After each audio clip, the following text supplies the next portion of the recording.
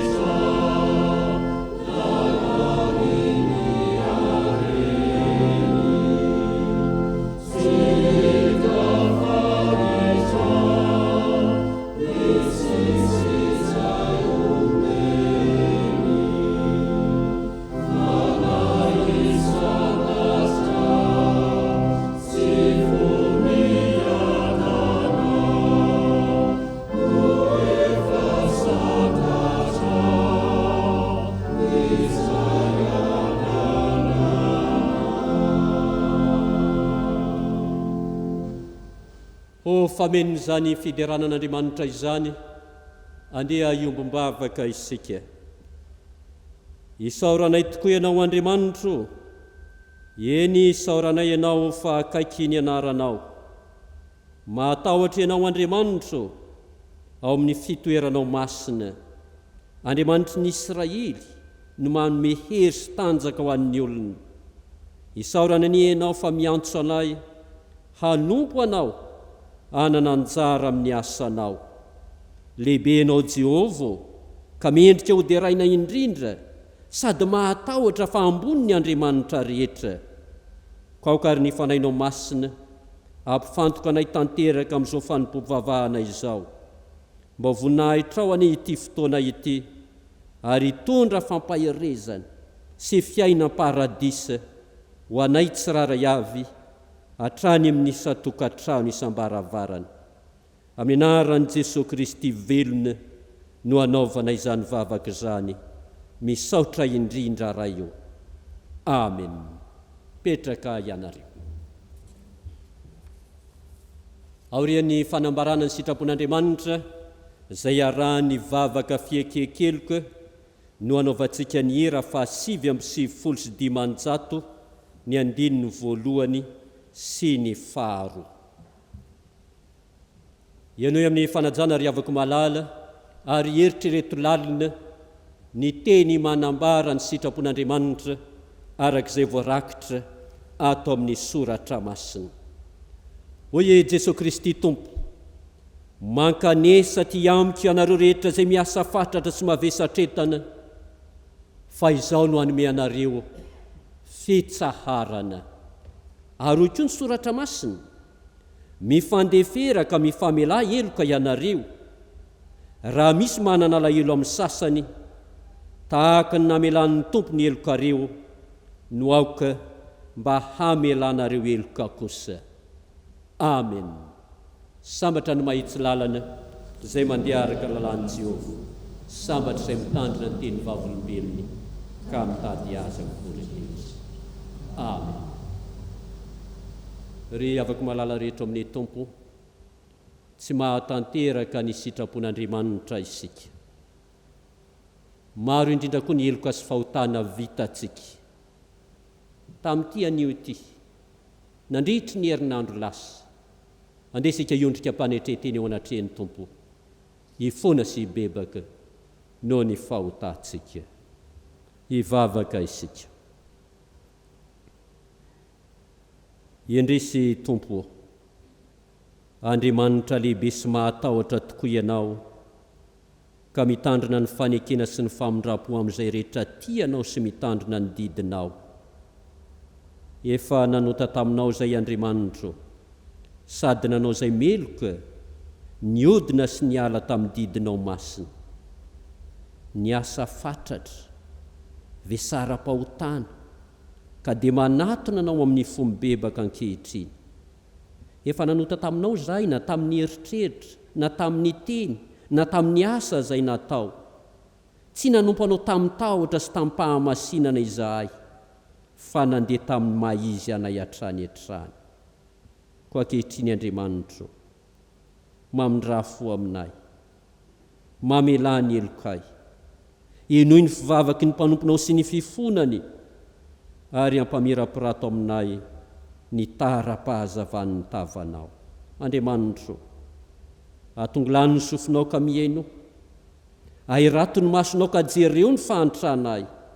Tompo o mandrenesa, tompo o mamela heloka, tompo o mianoka miasa, aza ela Jehovah, fa mitaraina, mangataka famelan-keloka aminao, izahay mpanomponao. Amin'ny anaran'i Jesosy Kristy tompo sy mpamela heloka, no angatahana izany vavaka izany. Amen.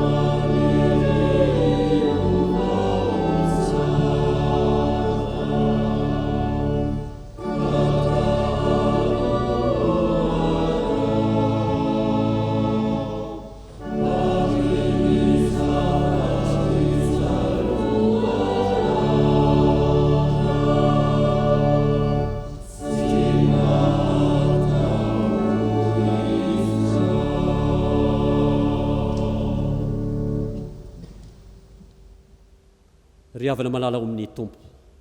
Tianao Andriamanitra, tsy mamaly anao araka ny abetsaky ny fahotanao izy, fa mamindra fo aminao ary mamela ny elokao. Mitsangana ary raiso ny famelan-keloka izay atolotra Andriamanitra anao.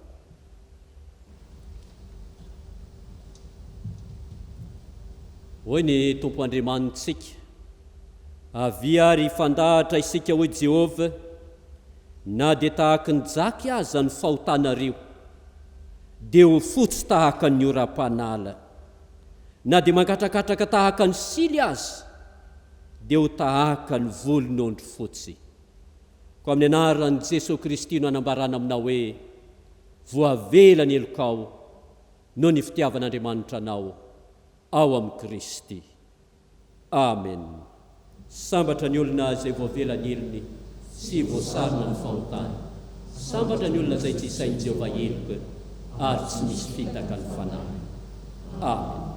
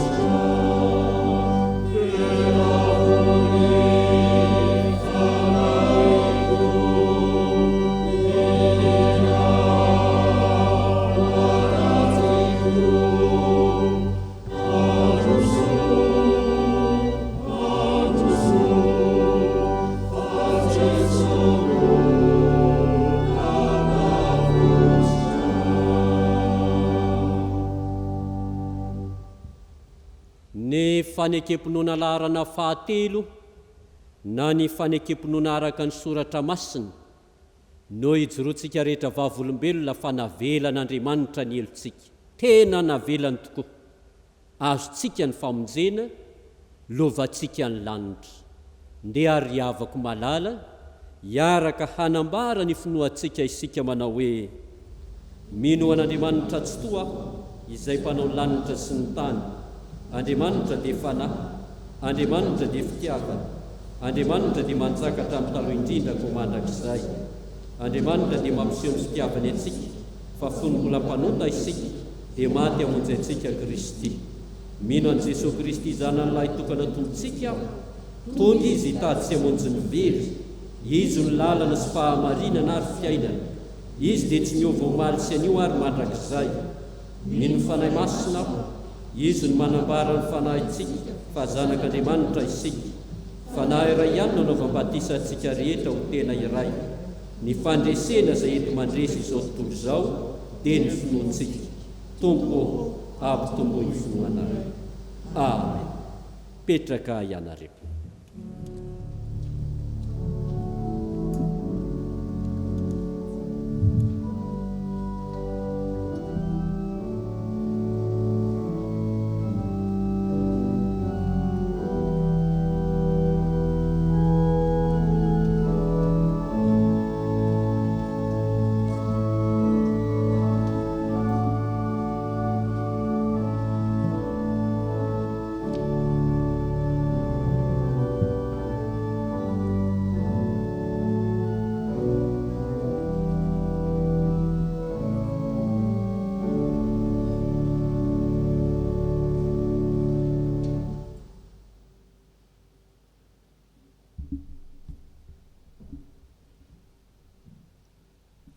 Tonga eto amin'ny fotoanan'ny ankizy sy ny tanora sika riavana, mialohan'izany dia andeha hiarivavaka sika.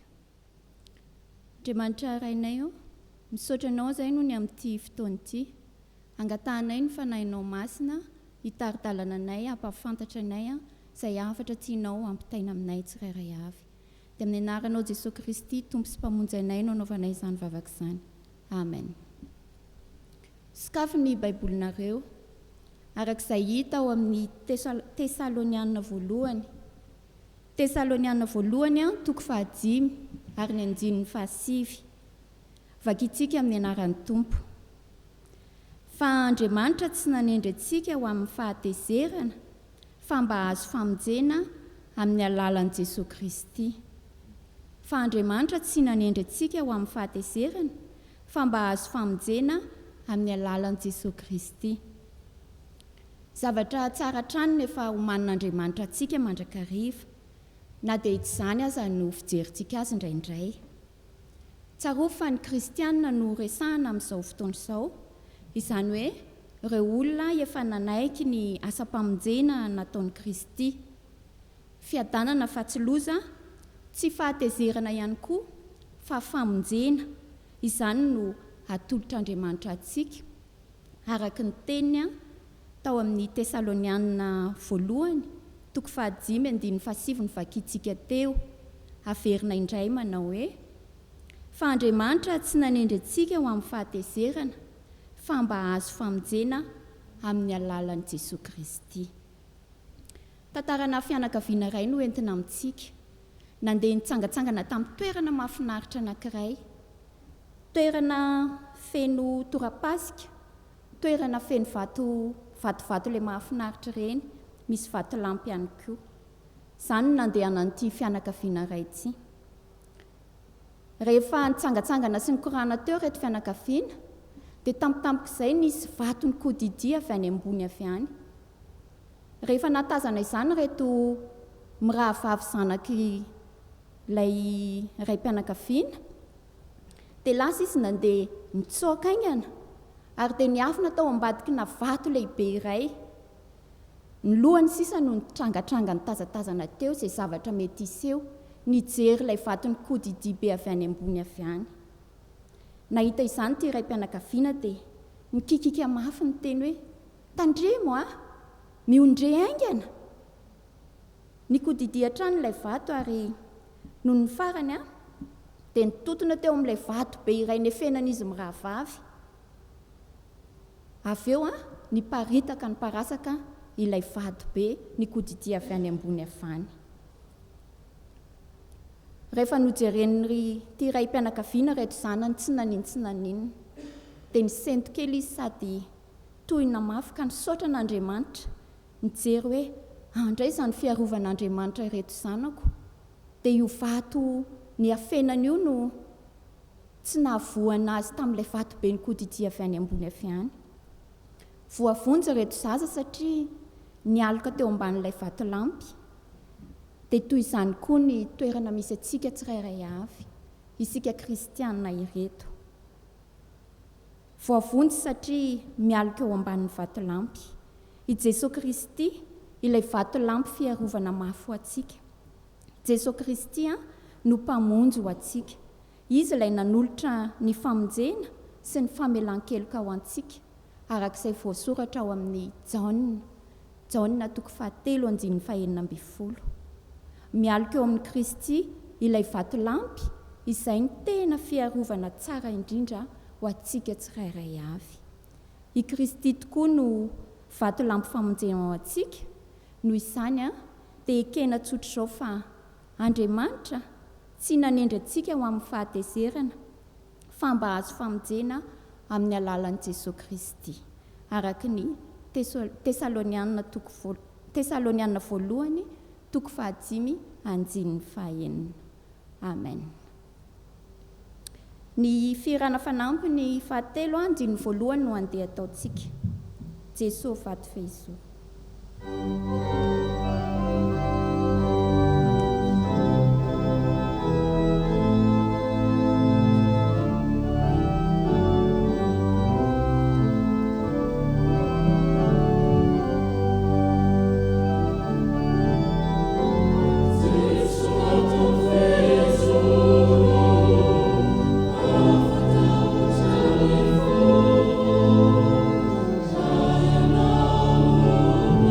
It's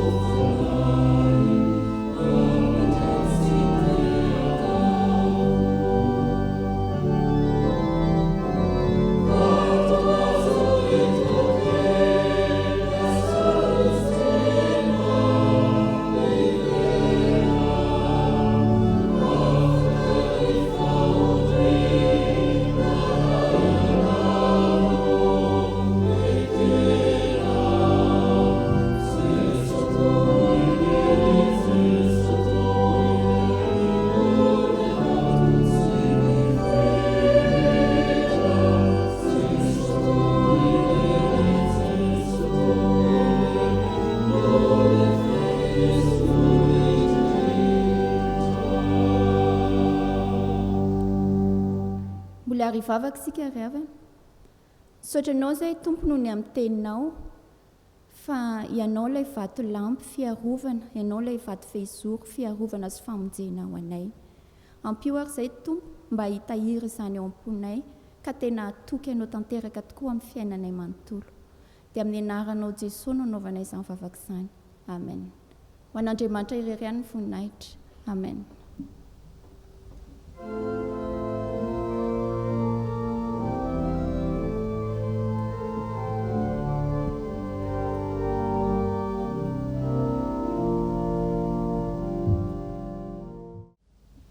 Falomeravantsika rehetra ry havana amin'ny anaran'ny Tompo ary dia manolotra ny raharaha izay tonga eto am-pelantananay.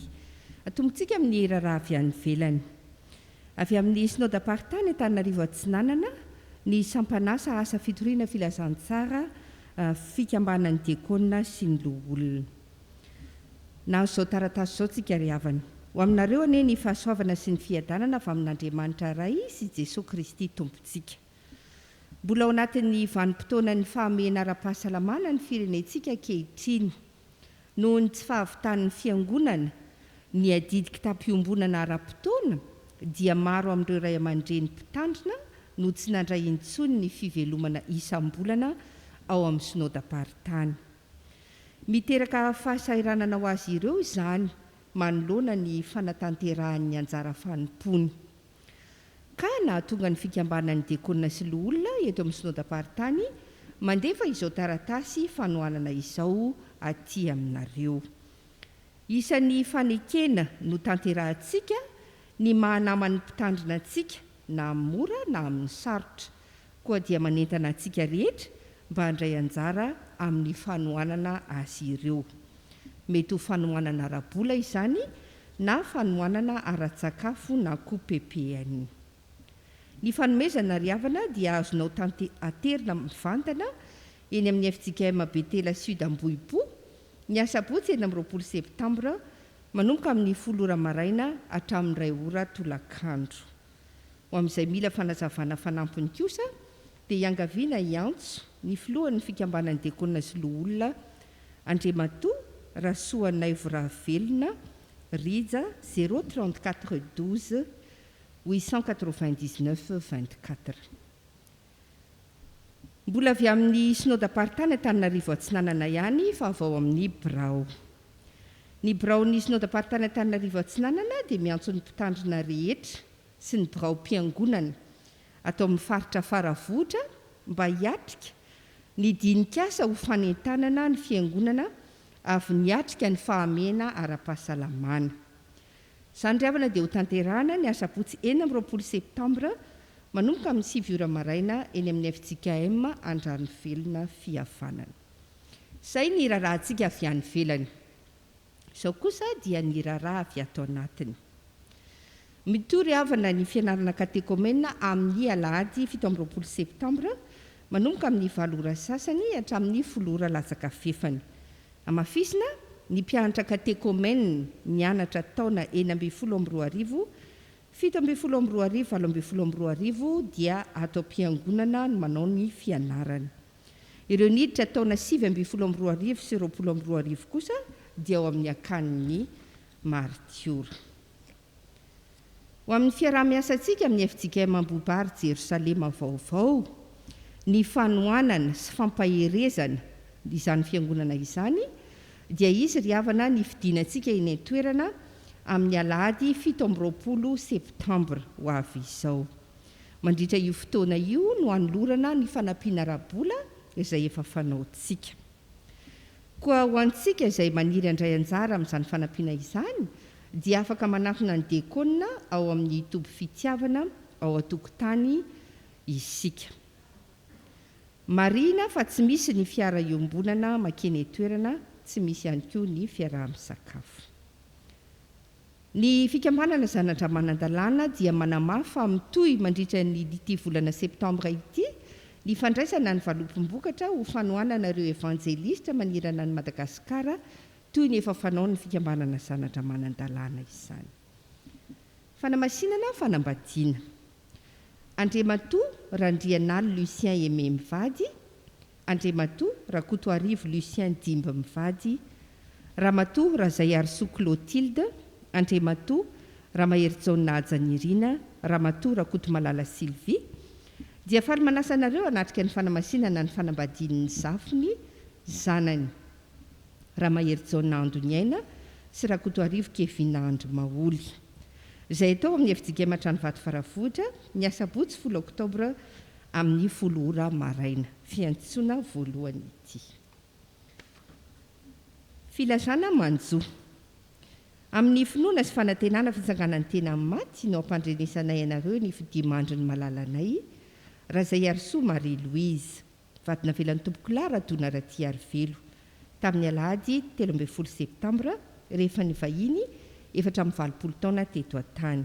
Hoy ny zanany Général Dona Raty Arivelo Elisy Sianitra Rabevahoaka Tina Slanto ary ny fianakaviana manontolo.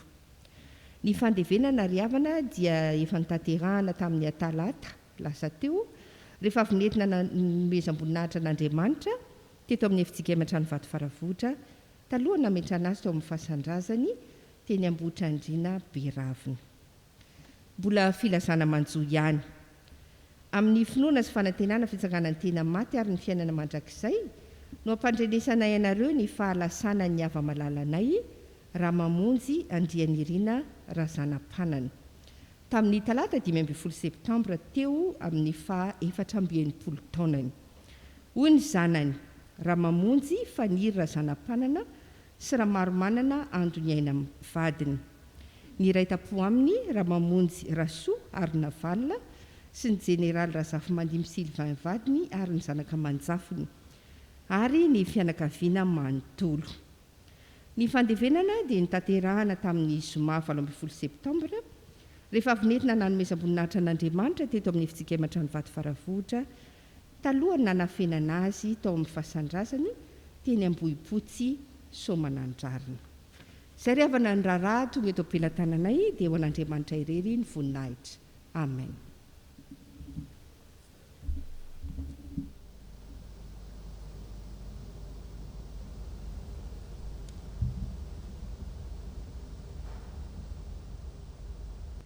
Dia ampifaliana trany ry havana no anaterana ny fiarabanantsika rehetra velona trapamonjena omen'Andriamanitra tombonandro hahavelomana mahatratra ity maraim-baovaon'ny alahady ity ary dia mivavaka ho antsika hatrany hatrany mba ho tafian'Andriamanitra hery sy fahasalamana ho ambinin'Andriamanitra amin'izay rehetra atao. Misy afatra anankiroa avy any amin'ny synodam-paritany ry havana nambaran'ny plazarara tamintsika teo izay asiana fanetanana bebe kokoa. Ny anankiray voalohany dia mikasika ilay dinikasa karakarain'ny birao ny synodam-paritany ho fanetanana indray ny fiainam-piangonana, famerenana ny fiainam-piangonana amin'ny laoniny taorian'izao fahamehana ara-pahasalamana izao. Izay ilay anankiray teo. Ny anankiray faharoa dia ilay antso maika avy amin'ny fikambanan'ny olona sy ny dekona synodam-paritany ho an'ny fikambanan'ny olona sy dekona aty amin'ny fiangonana nefa tsy ho azy ihany fa ho antsika rehetra ihany koa. Izay zava-dehibe anankiroa izay ry havana no asiako fanetanana misimisy amin'ity maraina ity. Ny voalohany amin'ny sabotsy ho avy izao zany 20 Septambra amin'ny 7 any Andrano Velona dia antsoina ny mpitandrina rehetra atao amin'ny faritra Faravohitra sy isika birao mpiangonana rehetra hivory eny Andrano Velona hanao dinikasa miaraka amin'ny synodam-paritany ho fanetanana indray ny fiainam-piangonana, hamerenana amin'ny laoniny ny fiainam-piangonana taorian'izao fahamehana ara-pahasalamana izao. Dia miomana araka izany isika birao mpiangonana eto amin'ny efijigematra ny Vato Faravohitra hamonjy izany dinikasa karakarain'ny birao ny synodam-paritany izany. Izay ilay anankiray. Ny faharoa ry havana dia misy antso izay miatefa amin'ny olona tsirairay avy, ny dekona tsirairay avy, ny fikambanan'ny olona sy dekona, kanefa za dia mihevitra hoe miatefa amintsika rehetra ihany koa antso maika vonjy ranovaky ho an'ireo mpitandrina trapahasairanana noho ny fihibohany indrindra ireo mpitandrina ny ambanivohitra ato anatin'ny synodam-paritany ka dia miantso atsika loholona diakonina za manokana riavana dia miantso ny mpianakavin'ny finoana mba hanao tolo-tanana ho an'ireny mpitandrina ny ambanivohitra ireny fa araka ny voalaza teo dia efa tsy mahavita ny kitapo-imbonana ny fiangonana ny ambanivohitra dia maro ny mpitandrina tsy mandray fivelomana amin'izao ao anatin'ny fahasairanana tena miady amin'ny anoanana kanefa maro amin'ireny mpitandrina ireny manana ankizy manana zaza madinika ao anatin'izany fahasairanana izany ka dia manentana antsika riavana ento izay anjara brikinao voafaritra teo moa hoe na vola na PPN dia angonitsika loholona sy diakonina izany dia hoentintsika eny Ambohipo Sud araka ny fandaminana teo na misy volany aminao dia mba atolory aminjena ireny mpanompon'Andriamanitra ireny ho anareo mpivarotra manana PPN na grossiste na mpanjara omeo izay misy aminareo ny siramamy ny sira ny savony ny paty hoeto izany riavana maro ireny mpitandrina ireny ka dia manentana antsika ny amezako azy riavana dia ny teny eo ampitoroteny fahasivy ny andininy fahafolo tapany voalohany hoy ny mpitoroteny fahasivy andininy fahafolo tapany voalohany hoe izay rehetra azo ny tananao atao dia ataovy amin'ny herinao ka dia tena izao no anehoantsika fifanohanana amin'ireny mpanompon'Andriamanitra ireny izay rehetra azo ny tananao atao dia ataovy amin'ny herinao ataovy amin'ny herinao tsy hoe ny sombotsombony izany na izay voatsirambin'ny tanana fa izay rehetra azo atao dia manantena antsika riavana alaminonareo loholona sy diakonina izany fanampiana izany ho anareo izay manam-pikasana hanatanteraka izany manatona ny loholona na ny diakonina izay akaiky anareo dia atero any izay rehetra azo ny tananareo atao ho voninahitr'Andriamanitra ho famonjena ireny mpanompon'Andriamanitra ireny mariana riavana ho anareo loholona sy diakonina tahaka ny fanao mahazatra ihany raha misy ny manome zavatra indrindra ny vola ataovy mazava tsara ihany ny rosia na ny taratasy fanambarinam-bola mahakasika izany dia izay no raharan'Andriamanitra riavana ho voninahitr'Andriamanitra izay rehetra atao fa isika kosa dia hiezaka hijoro vavolombelona hatrany amin'ny finoana sy ny asa tsara rehetra. Ieroso amin'ny fankalazana ny tenin'Andriamanitra isika izao riavana malala ny hira 720 hitsangana ny tompon'anjara hivavaka sy hamaky ny soratra masina.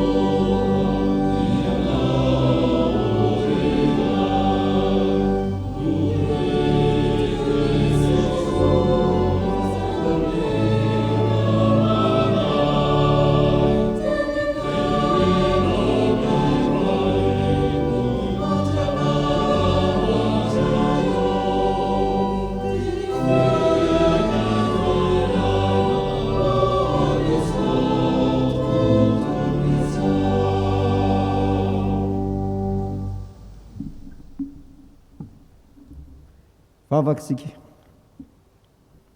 Andriamanitro rainay tonga indray izao ilay fotoana sarobidy loatra aminay satria andrenesanay ny teninao sy andraisanay ny afatra avy aminao koa dia hisaoranay anao izany. Misaotra Tompo, misaotra amin'ny zavatra rehetra, misaotra hanome anay ny teninao mantsy no ahafantaranay izay tokony ho fantatra amin'ny fifandraisana aminao. Ny teninao no ahafantaranay ny tena sitraponao.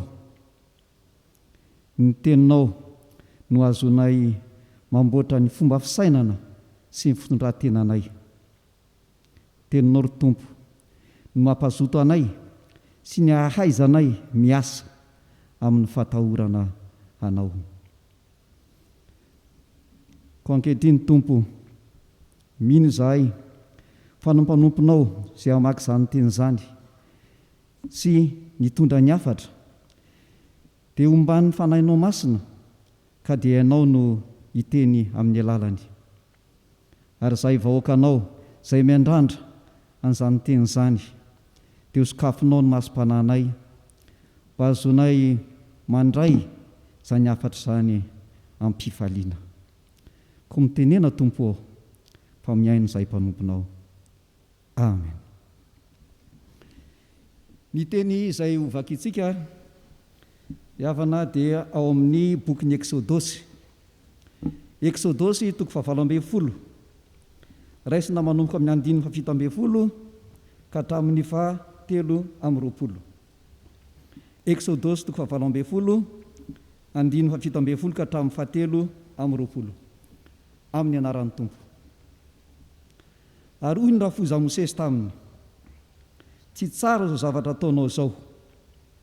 Samoreraka mihitsy na ianao na zao olona miaraka aminao zao, fa mavesatra aminao loatra zao zavatra zao, ka tsy ho zakanao irery ny anao izao. Ary ankehitriny dia maneke ny teniko, fa hanorefitra anao aho ka Andriamanitra ny ombanao. Oka ianao ho alalan'ny olona amin'Andriamanitra, mba hitondranao ny teniny amin'Andriamanitra, ary ampianatra azy ny didy sy ny lalàna izay mety alehany sy ny asa izay mety ataony. Ary mizaha eo amin'ny olona rehetra izay lehilahy mahay sy matahotra an'Andriamanitra dia lehilahy marina izay tsy tia kolikoly, ka manendre mpife 10 sy mpife 100 sy mpife 50 ary mpife 10 ife azy. Ary oka ireo no hitsaran'ny olona mandrakariva, fa ny ady lehibe rehetra no oka hoentiny aminao, fa ny ady madinidinika rehetra kosa dia oka ho tsarainy ihany, dia ho maivamaivana kokoa aminao izany, ka dia hiara mitondra aminao ireo. Raha no araka izany zavatra izany ianao ka ilaza izay didy aminao Andriamanitra, dia haharitra ianao, ary izao olona rehetra izao koa dia ho tonga soamantsara any amin'ny taniny.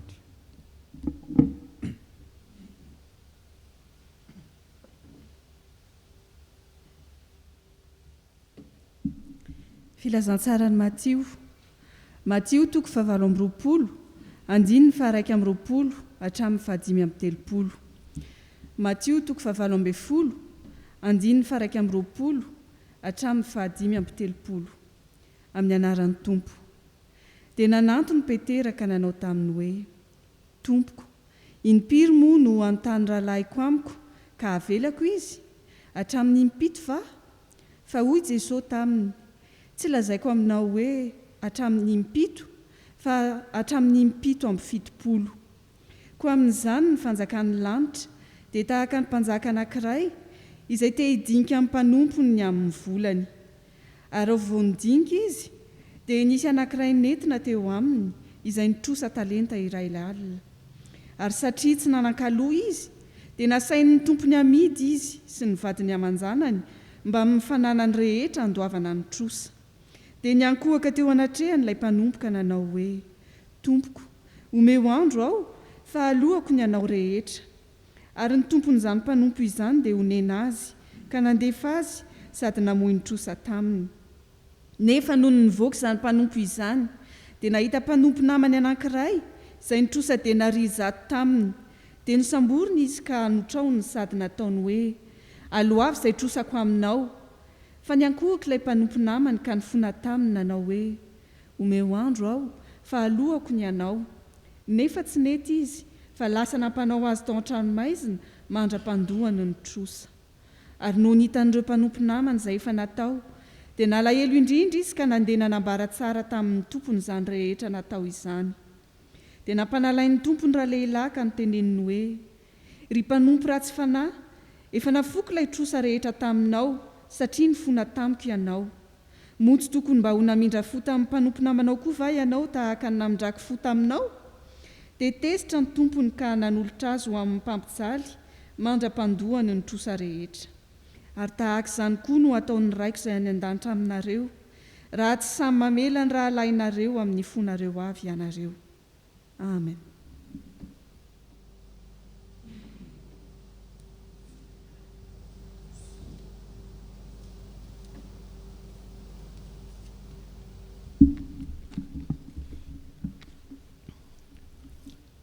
Ho faranantsika ny famakiana ny tenin'Andriamanitra ao amin'ny epistily ho an'ny Titosy. Titosy toko voalohany 5 ka hatramin'ny 7. Amin'ny anaran'ny Tompo. Zao no nameloaka anao tany Kreta. Dia ny andaminanao izay tsy mbola tanteraka sy anendrenao loholona amin'ny isan-tanàna. Araka nandidiko anao, raha misy tsy manatsiny dia lehilahy manambady tokana, manana zanaka mino, izay tsy mba hampangaina ho mpanaram-po amin'ny ratsy na ho maditra, fa ny mpitandrina dia tsy maintsy ho tsy manatsiny, fa mpitandrina ny an'Andriamanitra. Tsy tompo-teny fantatra, tsy mora tezitra, tsy mpimamy lianady, tsy mpikapoka, tsy tia arena maloto, fa mampiatrano vahiny, tia ny tsara, mahony tena, marina, masina, mahony po, mitana mafy ny teny marina araka efa nampianarina, mba ahaizany ananatra amin'ny fampianarana tsy misy kilema sady andresy lahatra ny mpanohitra. Amen. Ray masinao, manamasinanay amin'ny fahamarinana, ny teninao ny fahamarinana. Amen.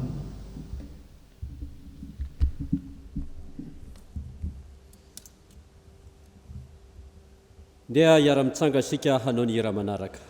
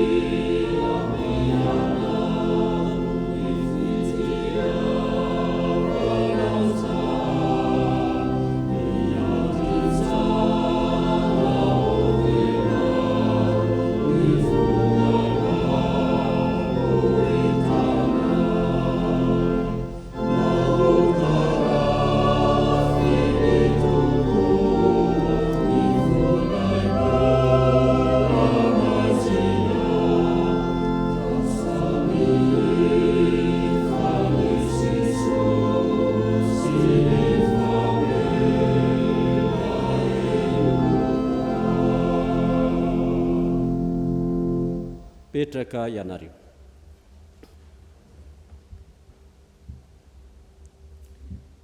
Mbola hiara-ivavaka isika.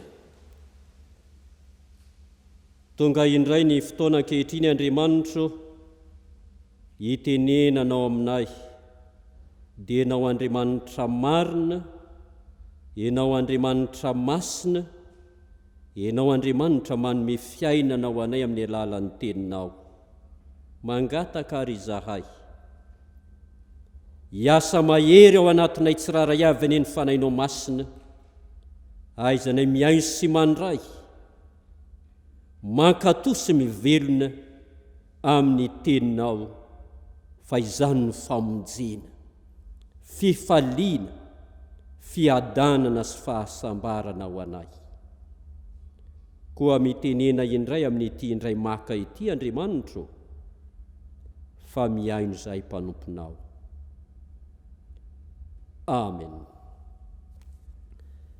Ry havako malala rehetra ao amin'ny Tompo, raha mahatadidy tsara isika dia nambarako teto tamin'ny herin'ny androany ny amin'ny baiky hoe miasa ho an'ny olona tsirairay avy isam-batan'olona, ho an'ny tokantrano isam-baravarana, ho an'izay rehetra manana andraikitra eo amin'ny fiarahamonina.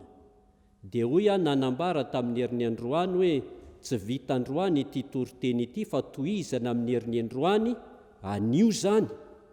Mahakasika kosa ny baiky hoe miasa ho an'ny olona ao anatin'ny fiangonana, ho an'ny tompona andraikitra ao amin'ny fiangonana, satria ny baiky ho antsika manao hoe miasa amin'ny fahatahorana an'Andriamanitra dia voarafitra ao amin'ireo tenin'Andriamanitra, voalahatry ny perikopa izay vakiana sy toriana isan-kalahady isan'alahady. Ka tamin'ny heriny ho an'ny tsirairay isam-batan'olona, ho an'ny tokantrano, ho an'izay manana andraikitra eo amin'ny fiarahamonina, anio kosa raha mandinika ny perikopa isika dia tena ho antsika ao anaty fiangonana, laminasa ao anaty fiangonana, fanaingana indray ny fiainam-piangonana, ary izay tena mifanojo amin'ny vanim-potoana iainantsika ankehitriny. Io ilay averimberiko mandrakariva ry havako hoe teny velona ny tenin'Andriamanitra, miaina amin'ny fotoana rehetra. Zao vao tamin'ny afako mala ny ona tamin'ny talen'ny FFP, ny talen'ny fampianarana sy fotomponoana moa no mamolavola ny perikopa. Zao zany zao oktobra septambra dia efa mamolavola ny perikopa amin'ny taona ho avy. Zany hoe ity perikopa androany ity zany efa tamin'ny herintaona ohatr'izao no voalahatra, fa dia iainana amin'izao vanim-potoana sy zava-misy ankehitriny izao. Dia ary verina atao amin'ny perikopa sika ry havana, miasa amin'ny fahatahorana an'Andriamanitra, baiko ho an'ny fiangonana, ho an'ny kristianina tsirairay avy, handamina ny fiainam-piangonana, handamina ny asa ao amin'ny fiangonana, asa sy tetikasa ao amin'ny fiangonana, ho an'ny fiangonana manontolo, ho an'ny sampana, ho an'ny sampanasa, ho an'ny fikambanana maro samihafa. Hitantsika ry havako tao amin'izay novakiana tamintsika teo amin'ny Exodosy, ny rafozan'ny-bavy amin'ny Mosesy no mibaika Mosesy hoe alamino, asia tompon'andraikitra isan-tanàna, andaminana ny fiainan'ny fiangonana. Fa izay ho raisintsika manokana anio dia ny Titosy toko voalohany 5:5. Mahafaly aho raha sokafanao ny baibolinao. Titosy toko voalohany 5:5 ka hatramin'ny 6. Asaiko hamaky tenin'Andriamanitra mihitsy ianareo rehefa aveo mba tsy hatoritory mandritra izao afatra sy fampianarana izao, fa ho vakiako ihany aloha ny 5. Hoy ny 5 amin'ity Titosy toko voalohany 5:5 ka hatramin'ny 6 ity. Ny 5 dia manao hoe amin'ny anaran'ny Tompo: izao no namelako anao tany Kreta, dia ny andaminanao izay mbola tsy tanteraka sy anendrenao loholona amin'ny isan-tanàna araka ny nandidiko anao. Paoly apôstôly mandidy an'i Timoty, mandidy an'i Titosy mba hijanona ao Kreta, handamina izay mbola tsy tanteraka, anendry loholona amin'ny isan-tanàna araka ny nandidiko anao. Tena fandamina-piangonana zany ry havako malala. Izao no namelako anao tany Kreta, dia ny andaminanao izay mbola tsy tanteraka sy anendrenao loholona amin'ny isan-tanàna araka ny nandidiko anao.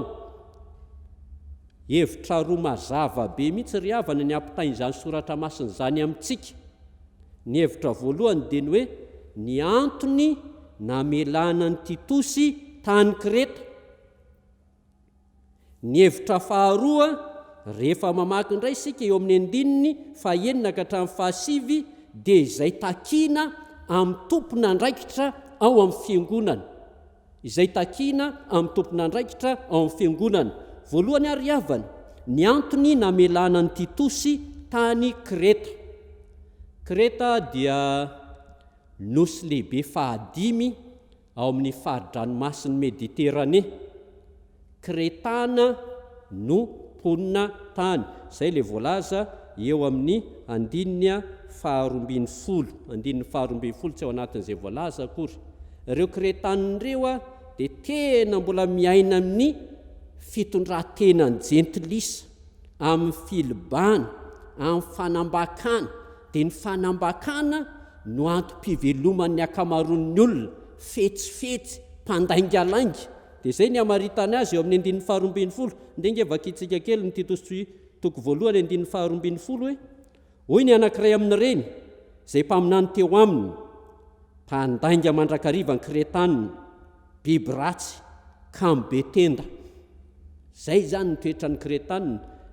Mpaminany moa ilazany dika teny eto amin'ny baibolitsika fa poeta io nanoratra io nilazalaza ny toetran'ny Kretanina, le hoe pileba, kamokamo, mpanambaka zany ny velomany, ary tsy vitan'izany fa masika. Dia zay nilazana azy hoe mpandainga mandrakariva ny Kretanina, biby ratsy, kamo be tenda. Poeta nanoratra an'izy io efa tany amin'ny taonjato fahaenina talohan'i Jesosy Kristy. Tany zany io poeta io no manoratra ny toetoetra ratsy ny Kretana. Zay ilay mponina tao Kreta. Ary Paoly Apôstôly avy nigadra 2 taona tany Roma no tonga tao Kreta, dia nitory ny filazany tsara, ary nisy tokoa ny nanaraka ny Paoly, ary dia naorina ny fiangonana tao Kreta. Rehefa niorina ny fiangonana, misy ihany ny mpivavaka tao amin'ny fiangonana, lasy Paoly nakany Makedonia, dia navelany tao Titosy. Zay le hoe ny antony namelako anao tao Kreta dia ny andaminanao izay mbola tsy tanteraka, sy anendrenao loholona amin'ny satanana. Zany hoe mbola tsy tanteraka fa betsaka, misy zavatra tsy maintsy alamina ao Kreta. Ny fitondran-tena tany anaty fiarahamonina tafiditra ao anaty fiangonana. Ny fiangonana mbola tsy misy rafitra mazava tsara andaminana ny fiangonana, ary dia napetraka tao Kreta i Titosy. Zany namelako anao tany Kreta dia ny andaminanao izay mbola tsy tanteraka. Ry havako malala, marina fa miaina amin'ny efa somary filaminana ihany eo amin'ny ara-pitondran-tena ny kristianina sy ny fiangonana ankehitriny, kanefa raha raisina sy bataina amin'izao vanim-potoana diavintsika izao, zany afatr'Andriamanitra izao, dia miantso atsika ihany koa fa misy zavatra mbola tsy milamina eo amin'ny fiainan'ny fiangonana, ary tena tsy milamina tokoa.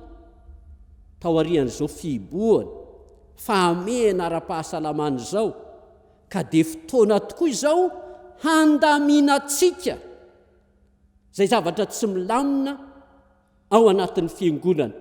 Ny afatra tamin'ny heri ny averiko ihany, manao tetikasa ianao, manao ny asa ianao ho anao isam-batan'olona amin'ny tokantranonao izay manana andraikitra amin'ny fiarahamonina, dia ataovy amin'ny tahotra izany, ampahanarao ny sitrapon'Andriamanitra.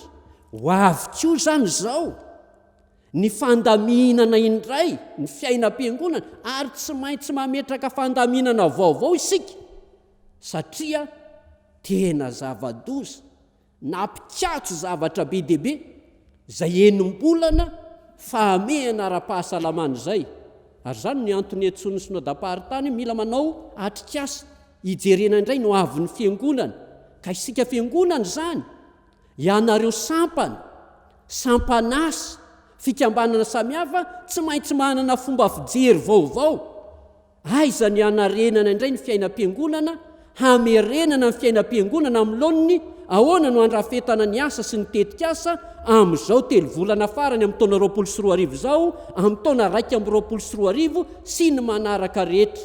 Tsy maintsy mijery akaiky izany sika riavana, satria sarotra dia sarotra ny toerana misy ny fiangonana amin'izao vanim-potoana diavintsika izao. Tsy mipetraka ho an'ny loholona sy ny dekona na ny birao ny sampana ihany zany, raha toa ka fametrahana tompon'andraikitra nolazainy eto, fa ho atsika tsirairay avy mihitsy mila manana fomba fijery vaovao sy fomba fiasa vaovao isika, hiverena ny fiainam-piangonana amin'ny laoniny indray. efa resaka mandeha eo anivony sehatra isanambaratongany na fitandremana na sonadaparitany na foibe FJKM dia zao ny hoe aiza reny hevitra hamiarenana amin'ny laon'ny fiainam-piangonana fa zao ny zava-misy tsy ho atsika eto amin'ny fiangonana Tranovato faravohitra ihany fa manerana indrindra Antananarivo sy ny manodidina izay mampiasa ity tambajora serasera FB sy YouTube amin'ny fanompom-pivavahana isan-kalahady ity dia zao ny fanamarina hoe tamana amin'io ny kristianina ary tena ngamba dia asa tsy hiverina aty am-piangonana ary voapirofo zany aty amintsika tsika zao miditra indroa tsy feno foana amin'ny akany eo fa nakaiza nefa nge dia zato ny ato 50 ny ao fa alohan'ny olona mipetrapetraka ohatry ny vita ihany izy ity manaraka fotsiny FB sy ny YouTube mila miaina amin'ny prezansa fizika na ny fiaonana ao an-tranon'Andriamanitra sika mila mametraka hoe aiza ny andaminana izany eo koa ireo asa samihafa izay natsahatra voatery ny katso tamin'ity taon'ity mila mametraka asa sy tetikasa mazava azahoana mamerina amin'ny laonindray ny fiainam-piangonana tsy vita ny tompon'andraikitra irery zany ry havako fa isika rehetra zao ny namelako anao tany Kreta ry havako malala rehetra ao amin'ny tompo ndeo raisintsika ny hoe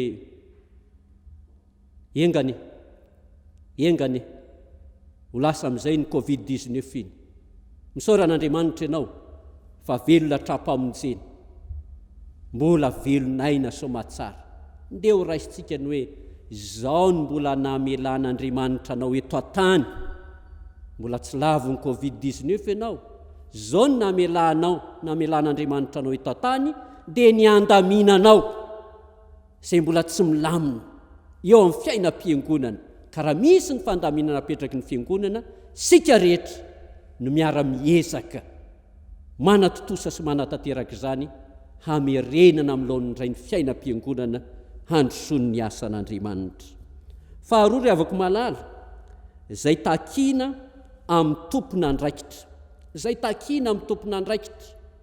raha milaza mazava eto hoe loholona na dekona na mpitandrina ny soratra masina dia averiko ihany hoe raha hanarina fiainana hamerina amin'ny laon'ny fiainam-piangonana tsy ny tompon'andraikitra ao amin'ny fiangonana ihany no tompon'andraikitra amin'izany fa isika tsirairay avy isam-batan'olona tahaka izay efa natao tamin'ny fiarovan-teny nandritry ny Covid-19 iny tsy vita ny tompon'andraikitra ihany fa ny tsirairay avy isam-batan'olona mandray andraikitra ny aro ny tenany tamin'ny valana retina ka raha ohatra ka hanarina fiainana andamina indray ny fiangonana dia tompon'andraikitra isika rehetra ka raha hotoriana ambara izay takiana amin'ny tompon'andraikitra dia raisoanao zany hoe zaho izany tompon'andraikitra zany ka inona ary ny takiana aminao miangavy anao aho sokafo ny baibolinao Titos toko voalohany ndeha raha antsika mamaky ny 9 ka hatramin'ny 10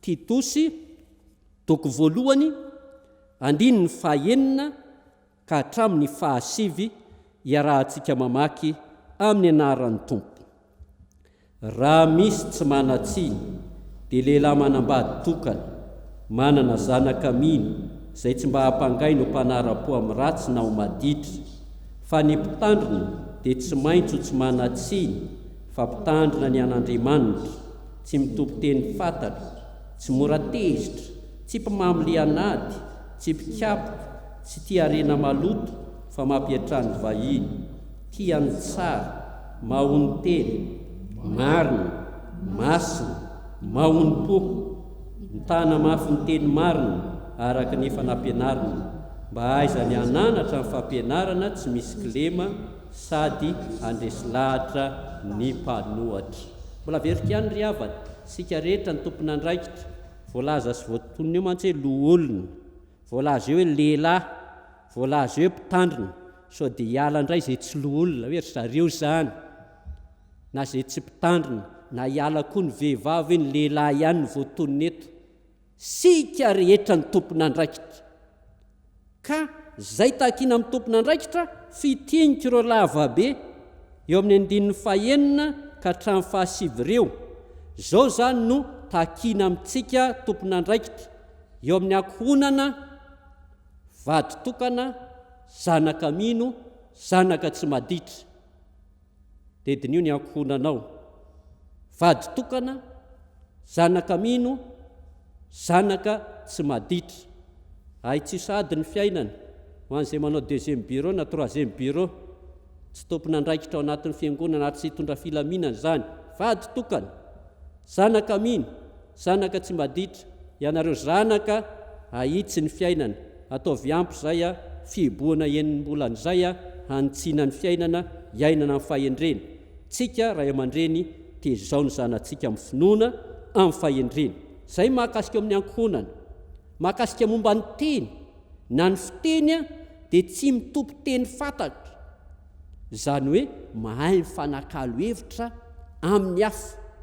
Mahakasika ny fihetsem-po, tsy mora tezitra, mahony tena, mahony po. Fihetsem-po tsy mora tezitra, mahony po, mahony tena. Zany hoe tena mahay mifehy io fihetsem-po io, mahay mandanjalanja tsara, tsy mora tezitra, mahony po, mahony tena. Eo amin'ny fifandraisana amin'ny hafa, tsy linady, tsy pikapoka, mpampiatrano vahiny. Zany ny tompon'andraikitra andrasan'ny tompo handamina sy anarina indray ny fiainam-piangonana. Amin'ny fifandraisana amin'ny hafa, tsy lianady, tsy pikapoka, mpampiatrano vahiny. Eo amin'ireo toetra samihafa, marina sy masina, tsy mpimamo, tsy tia arena maloto, miezaka mity sy manao asa tsara. Toetra samihafa, marina sy masina, tsy mpimamo, tsy tia arena maloto, miezaka mity sy manao ny tsara. Diengany mba tena ho tafitsika tompon'andraikitra tokoa zany toetra samihafa zany, fa handamina sy amerina ny laon'ny ray ny fiainan'ny fiangonana isika. Eo amin'ny fomba fiasa, mahay mananatra, mahay mandresy lahatra. Be dia be ny fampianarana sy ny hevitra mivoaka taoriana n'izao fiboana sy krizy ara-pahasalamana zao. Zao ny atao, zao ny atao, zao ny atao. Rehefa mipetraka tsara ny lamina eo amin'ny fiangonana dia manana fomba fiasa tsika, ary zay fomba fiasa sy apetraka izay mahay mandresy lahatra tsika tompon'andraikitra, mahay mananatra isika tompon'andraikitra. Raha fitinina riavana zay takina amintsika izay dia fehezina amin'ny teny tokana hoe tsy manatsiny. Zay le voalaza eo amin'ny 7 tapany voalohany eo. Aoka zany isika tompon'andraikitra, isika tsiraray avy, na zay mandre atao am-piangonana, na zay manaraka izao fanompoam-pivavahana sy toriteny zao any amin'ny isa-tokantrano isam-baravarana, aoka isika ho tsy manatsiny, na eo anivon'ny ankohonana, na amin'ny teny, na amin'ny fihetsem-po, na amin'ny fifandraisana amin'ny hafa, na amin'ireo toetra samihafa, na amin'ny fomba fiasa. Alaminy tsara araka eo 9 ka hatramin'ny 7 ny fiainanao, fa izay ny takian'Andriamanitra aminao. Raha misy anankiray amin'ireo tsy lavorary eo amin'ny fiainanao, dia manatsiny ihany ianao zany. Dia tahaka an'ilay hoe tsara tarepetakorona, voatondro ray ny tsininy, ka engany tsisy voatondro ray amintsika, fa tena mba hiainantsika. Mangata amin'ny tompo dia ampifanarao tsara amin'ireo zay takiny ny tompo aminao ireo ny fiainanao, mba halavorary ny asan'Andriamanitra, mba halavorary ny fijoroana vavolombelona. Ka rehefa vonona ianao handavorary ny asan'Andriamanitra, vonona ianao hijoro vavolombelona, dia tsarovy fa ny fahavononanao sy ny fijoroanao vavolombelona, ny fanaovanao lahara-pahamehana ny asan'Andriamanitra, dia hitahian'Andriamanitra anao, hitahian'Andriamanitra ny ankonanao, halavorary ny fiainanao sy ny asanao rehetra. Ary ny asany rehetra ho ny mpanao salamo dia ataony lavorary avokoa. Ho an'Andriamanitra ny voninahitra, ho antsika tompon'andraikitra, zany hafatry ny tenin'Andriamanitra zany, ho amintsika rehetra ny fanavaozana sy ny fampaherezany fanahy masina. Amen.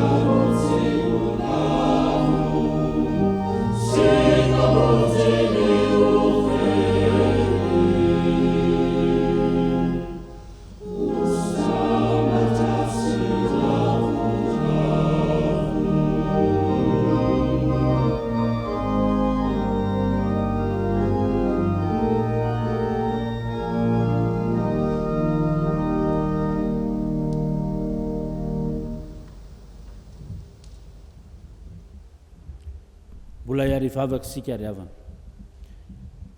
faly misaotra anao zay Andriamanitra ny amin'izany teninao nentin'ny mpanomponao izany fa mampatsiaro anay ankehitriny fa teo ianao Andriamanitra nitantana ny fiainan'ny fiangonana nitantana ny fiainanay tsirairay avy nandritra ny vanim-potoana sarotra izay tsy maintsy ny lalovanay ka indreto izay mbola tafajoro ao anatin'izany fiangonana ny antsonao anay izany isaoranay ianao izany tompo satria fantatray fa fitiavanao Andriamanitra no mahatoy izao anay ankehitriny izay dia antsonao ho amin'ny fanarenany indray ny fiainan'ny fiangonana izay nisedra olana mampasiaranana lalina nandritra ny fotoana maro ankehitriny dia ny mpanomponao rehetra isambatan'olona no ajoronao an'olo tena indray andrafitra anangana fiainam-baovao eo anivon'ny fiangonana koa ndreto izay Andriamanitra manolo tena ho amin'izany asa izany ary fantatray fa ianao Andriamanitra no efa mampijoro anay dia hiasa tokoa izahay atombokay amin'ny tenanay izany asa izany ka anehoanay toetra tsara tsy manatsiny eo anivon'ny tokantrano eo anivon'ny fiarahamonina eo anivon'ny fiangonana ny antsonao anay ataovy aty anatin'ny Andriamanitra ny hery indrindra ny fahatahorana anao ka anaovanay asa tsara mendrika ny voninahitrao mba hampamirapiratra indray ny anaranao Andriamanitra noho ny asanay eo amin'ny fiarahamonina koa mino izay ry tompo tsara indrindra fa ianao no hiaraka aminay ianao no hitantana anay ary hanome anay fo vaovao fanahy vaovao ahafahanay mifandray amin'ny fifankatiavana ahafahanay maneho fa olona vaovao izay azo ifampiresana, tsy mora tezitra, tsy mankahala ny rahalahy, fa tena maneho fitiavana isan'andro san'andro. Fantatray fa tanterakay zany rehefa mifanenao masina no tena atinay. Koa tariho mandrakarivo izay tompo amin'ny asanay rehetra mba aneo ny voninahitrao.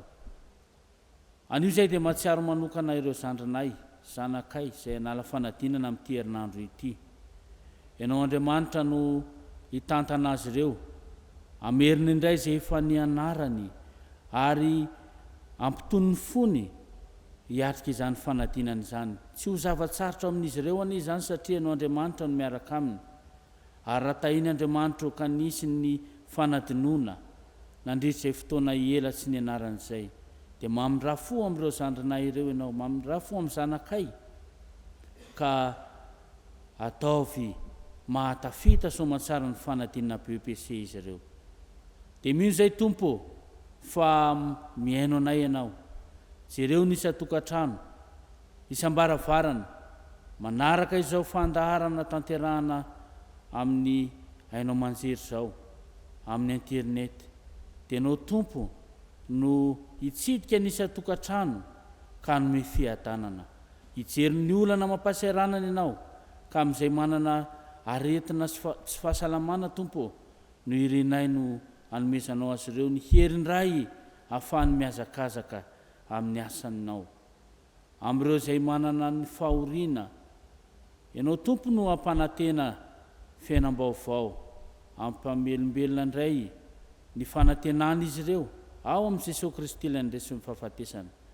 Ary ny asa mandraranay izay misedra olana tompo, ny tokantranonay misedra izany olana izany, dia ianao ny rotsaka an-tsehatra amany olanay. Mivavaka izay ho amin'ny firenena, ho firenena matahotra anao tokoa anie ny firenenay, ka hiasa ho amin'ny fampandrosoana ny taninay ny mpitondra, hiasa ho amin'ny fanasoavana ny mpiray tanirazana izy ireo, ary izay kosa dia naiky ny fandaminana sy ny fitantanana rehetra.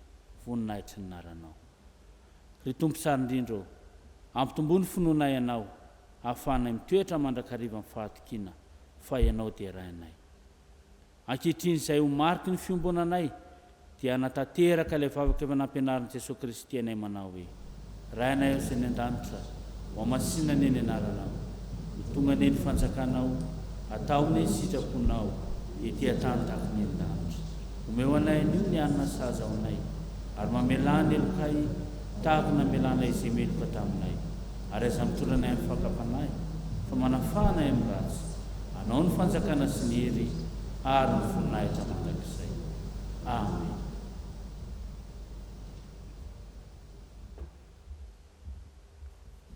Andeha hamarana ny fotoana sika riavana malala, ny era fa 7:9 sy 13 dia atolotra antsika ny tsodrano. Aoka hiara-mitsangana isika.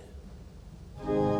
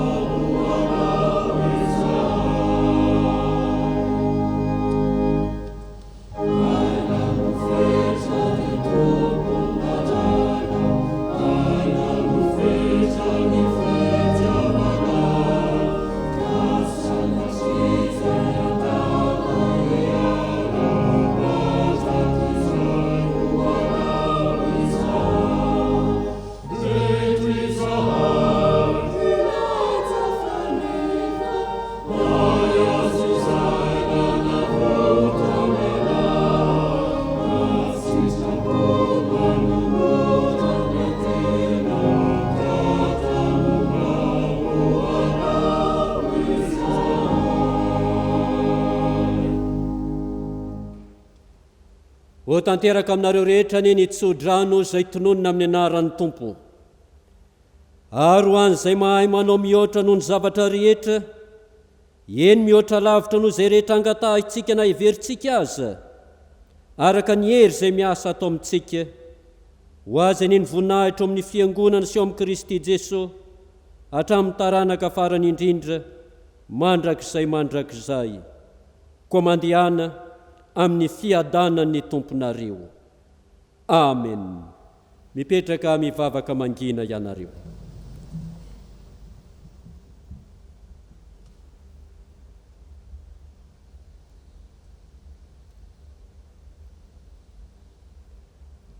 Dia ho an'Andriamanitra irerianany ny voninahitra amin'ny anaran'ny Ray sy ny Zanaka ary ny Fanahy Masina.